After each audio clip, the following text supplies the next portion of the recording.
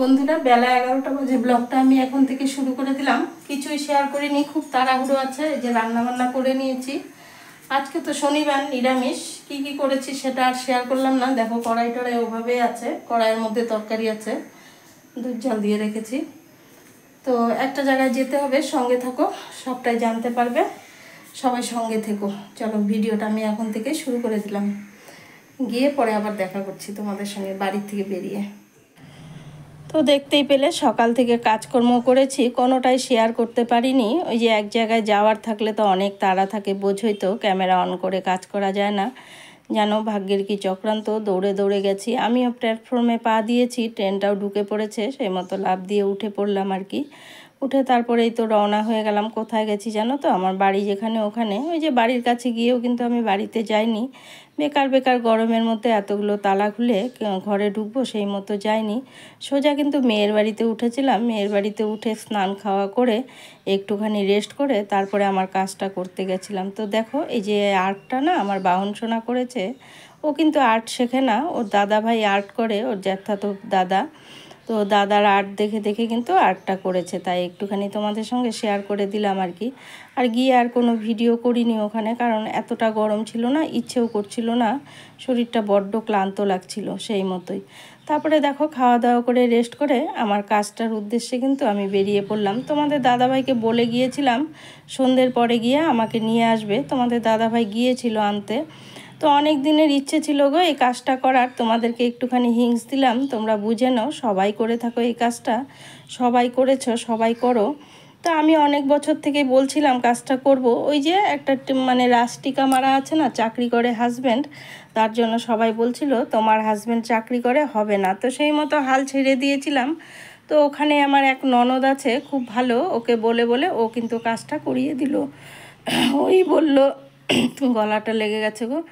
ওই বলল যে বৌদি হবে তোমার, তো ওই কাজটা করে দিল। তো সেই ননদটাকে অনেক অনেক ধন্যবাদ ও ভালোবাসা জানাই। সে আমার ভিডিও দেখে না যদিও, কালকে ফোন করে অনেক ধন্যবাদ জানিয়েছি। তারপর দেখো এই তো তোমাদের দাদাভাই আনতে চলে গেছে, চলে এসেছি। এত গরম ছিল না, শনিবার ছিল, কিছু খাইও নি, বাইরে খিদেও পেয়েছিল। তারপর একটা ঠান্ডা কিনে খেয়ে নিয়েছি, খেয়ে এই তো চলে এলাম। জানো একটা কষ্টের কথা কি, তোমাদেরকে তো বললাম কষ্ট পেয়েছি। কষ্টটা কি জানো তো?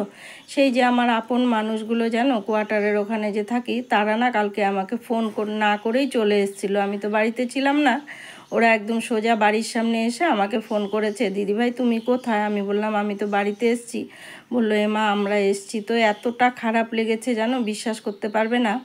আমি বাড়িতে ছিলাম না, ওরা এসে ঘুরে গেল। তবে ওরা একটা ভুল করেছে, আমাকে সকালবেলা ফোন করেনি। ওরাও ভালোবেসে ফোন করেনি আমাকে, ওরা ভেবেছিল আমাকে সারপ্রাইজ দেবে।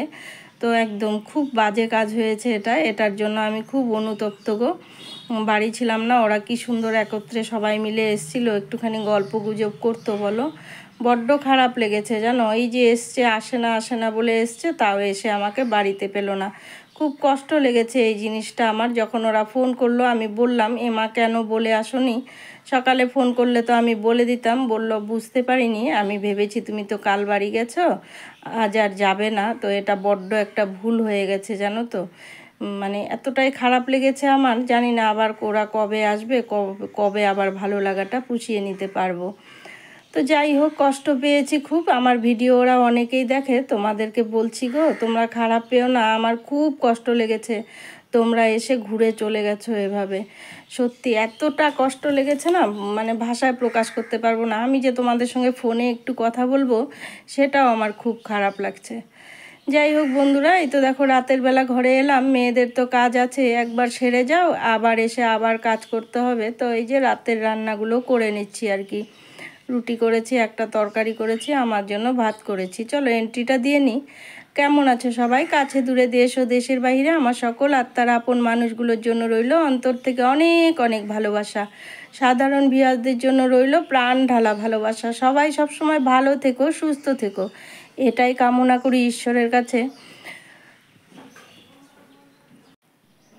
আমার গতকালের ভিডিওটা যে বা যারা দেখেছো সকলের জন্য রইল অন্তর থেকে অনেক অনেক ভালোবাসা।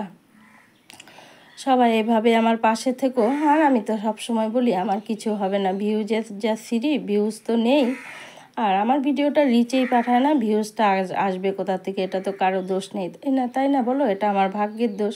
ইচ্ছে করে জানো তো আরও একটা চ্যানেল খুলি, কিন্তু আমার তো অকাত নেই গো নিজে নিজে আরও একটা চ্যানেল খোলার। কীভাবে কি করতে হয় সেটাও জানি না, না হলে আরেকটা চ্যানেল খুলে ফেলতাম। জানি এখানে কিছু হবে না, কিন্তু বলো তো কি, ওই যে তোমাদের প্রতি মায়া পড়ে গেছে, তারপরে অনেকটা সময় একাকিত্ব বোধ করি, অনেক দুঃখ কষ্ট ভুলে থাকি আর কি, এই মানে ইউটিউবটা নিয়ে আর কি, যার জন্যই ছেড়ে যেতে পারি না আর কি, টিকে আছি। দেখা যাক কি হয় না হয়।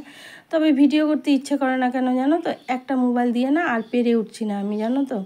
বোঝোই তো, সবার মানে ভিডিও দেখা, ভিডিও করা, শ্যুট নেওয়া, এটা করা ওটা করা, সবার ভিডিও দেখতে হয়, মানে এগুলো নিয়ে না খুব ক্লান্তিতা ফিল করছি। তো মোবাইল আর কে দেবে আমাকে বলো? দুটো মোবাইল তো কোনো হাজব্যান্ড দেবে না, না। আমার হাজব্যান্ড তো কোনো মতেই দেবে না, দেবে যারা দেওয়ার তারা ঠিকই দেবে, তবে আমার হাজব্যান্ড দেবে না আমাকে।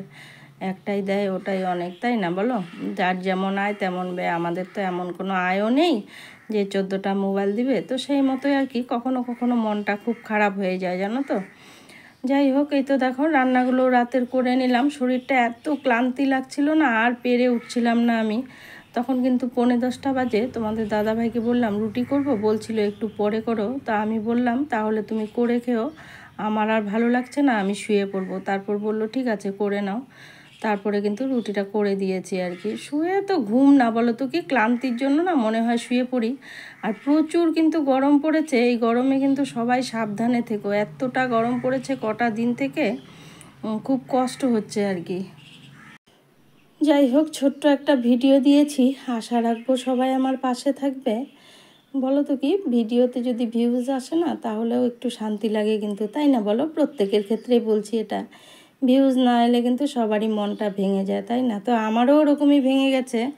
ওই যে বললাম আরও একটা চ্যানেল খুলবো, সেটাও তো আমার মুরদ নেই, তো খুলতেও পারছি না। যদি নিজে নিজে খুলতে পারতাম আমি এই চ্যানেলটাকে বন্ধ করে দিতাম। আমার বিশ্বাস এই চ্যানেলটাতে ভুলে ভরা হয়ে গেছে। প্রথম প্রথম জানতাম না, অনেক কিছুই করে ফেলেছি এখানে আর কি, এখনও করে যাচ্ছি। এখন আমি জেনে শুনে ভুল করছি, কারণ জানি এটা একদম ডেট হয়ে গেছে, এ আর জেগে উঠবে না, তাহলে একে আরও মারি বলেই কিন্তু আমি মেরে যাচ্ছি ওকে। অনেক কিছু ভুল করছি, তোমরা বুঝতেই পারছো, হাজারো শর্ট ছাড়ছি আমি। যাই হোক, যা হয় হোক, আমি জানি না কি হবে, আমি এখানে কিছু হবে না আমি সব সময় বলি, কিন্তু ওই যে ভালোবাসার টানে আর যেতে পারি না। তোমাদেরকেও ভালোবাসি, তোমরাও আমাকে ভালোবাসো, যে কজনাই দেখো না কেন তার জন্যই আমি অনেক ভালো আমার। তো বন্ধুরা, আজকের এই ছোট্ট ভিডিওটা যে বা যারা এতক্ষণ ধরে উপভোগ করলে, সকলের জন্য রইল আমার অন্তর থেকে অনেক অনেক ভালোবাসা। সবাই ভালো থেকো, সুস্থ থেকো। দেখা হচ্ছে দ্বিতীয় দিন দ্বিতীয় কোনো ব্লগে। প্রচুর গরম পড়েছে, সবাই সাবধানে থেকো।